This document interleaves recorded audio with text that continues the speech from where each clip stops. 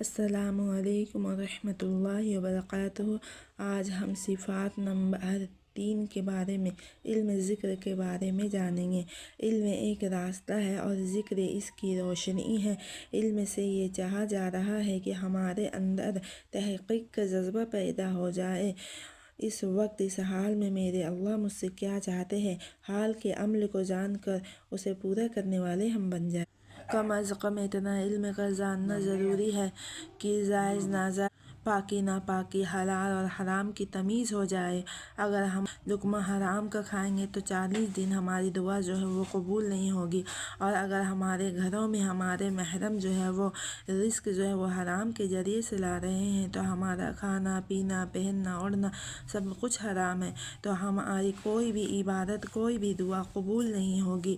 ہم تحقیق کرنے والے بن جائیں کہ ہمارے محرم کس ذریعے سے رزق کما رہے ہیں۔ جو شخص علم دین سیکھنے کے لیے جاتا ہے تو فرشتے اس کے لیے راستے میں اپنے پروں کو بچھا دیتے ہیں۔ سمندر کی مچھلیاں، بلوں کی چیونٹیاں، درند پرند، یہاں تک کہ جنگل کے جانور تک بھی اس کے لیے دعائے مغفرت کرتی ہے۔ علم اعمال کا امام ہے اور اعمال اس کے تابع ہے۔ علم کے ذریعے سے بندہ جو ہے امت کے بہترین افراد تک پہنچ جاتا ہے۔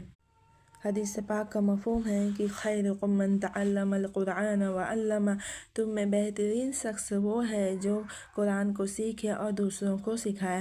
تو ہم خود بھی علم کو سیکھنے والے بنیں اور دوسروں کو بھی علم سکھانے والے بنیں۔ جو شخص علم والا ہو اور اس سے علم کی کوئی بات پوچھی جائے اور وہ اسے جانے اور نہ بتائے تو قیامت کے دن اس کے منہ میں آگ کا لگام ڈالا جائے گا۔ جو شخص علم کو سیکھے اور دوسروں کو نہ سکھائے تو اس شخص کی مثال ایسی ہے جیسے مال جمع کرے اور وہ اس میں سے خرچ نہ کرے۔ تو ہم اللہ سے نفع والا علم کو مانگے، اور اگر کوئی شخص قرآن کی ایک آیت کو سیکھتا ہے تو وہ 100 رکعت نفل پڑھنے سے بہتر ہے، اور اگر کوئی شخص علم کی کوئی ایک بات سیکھتا ہے تو وہ 1000 نفل پڑھنے سے بہتر ہے۔ اور علم جو ہے وہ 2 طرح کا ہوتا ہے، ایک مسائل والا علم اور ایک فضائل والا علم۔ فضائل والا علم جو ہے وہ ہم دینی کتابوں سے اور تعلیم کے حلقوں سے جو ہے وہ حاصل کریں، اور مسائل والا علم جو ہے وہ ہم اپنے محرم کے ذریعے سے معتبر علماء سے پوچھ کر اسے درست کریں تو ہم اپنے مسئلوں کو جو ہے وہ دینی طریقوں سے حل کر پائیں گے۔ ذکر سے یہ چاہا جا رہا ہے کہ ہمارے اندر اللہ کا دھیان پیدا ہو جائے تو ہمیں توبہ نصیب ہوگی اور ہماری تمام گناہ جو ہے وہ معاف ہو جائیں گے۔ ذکر کرنے والا دل جو ہے وہ زندے کے مانند ہے، اور ذکر نہیں کرنے والا دل جو ہے وہ مردے کے مانند ہے۔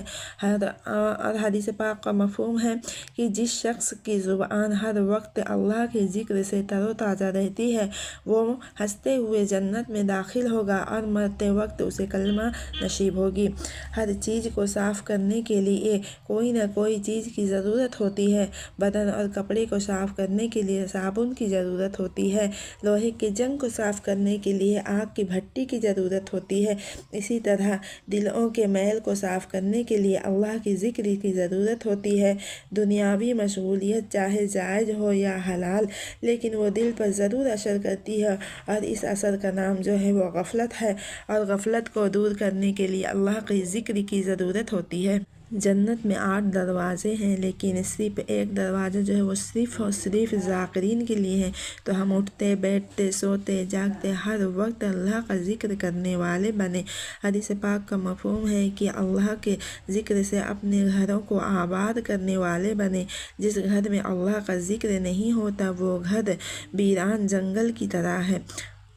جنت میں جانے کے بعد اہل جنتی کو کسی بھی چیز کا خلل و افسوس نہیں ہوگا سوائے اس گھڑی کی جو بغیر اللہ کے ذکر کے گزار دیے ہوں گے۔ حضور اقدس صلی اللہ علیہ وسلم فرماتے ہیں کہ اللہ کے ذکر سے بڑھ کر کسی آدمی کا کوئی اعمال نہیں جو اسے سب سے زیادہ عذاب قبر سے نجات دلانے والا ہو۔ اور ہم قرآن کا ذکر کرنے والا بنے، روزانہ ہم ایک پارہ، آدھا پارہ یا پون پارہ یا ایک پیج یا ایک صفحہ یا ایک آیات یا پھر چند آیات ہی کیوں نہ ہو، لیکن ہم روزانہ جو ہے وہ قرآن کی ذکر کرنے والے بنے۔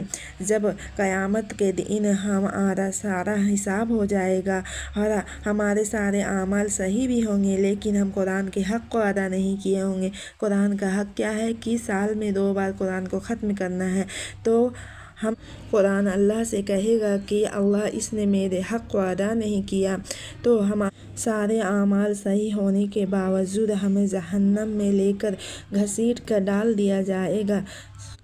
اور 3 تسبیحات کی پابندی کریں، تیسرا کلمہ 100 مرتبہ، استغفار 100 مرتبہ اور درود شریف 100 مرتبہ پابندی کے ساتھ فجر کے نماز کے بعد اور عصر کے نماز کے بعد پڑھنے والے بنیں، اور اس طرح سے ذکر کریں کہ میرے اللہ میرے سامنے ہیں، مجھے دیکھ رہے ہیں اور میرے ذکر کو سن رہے ہیں۔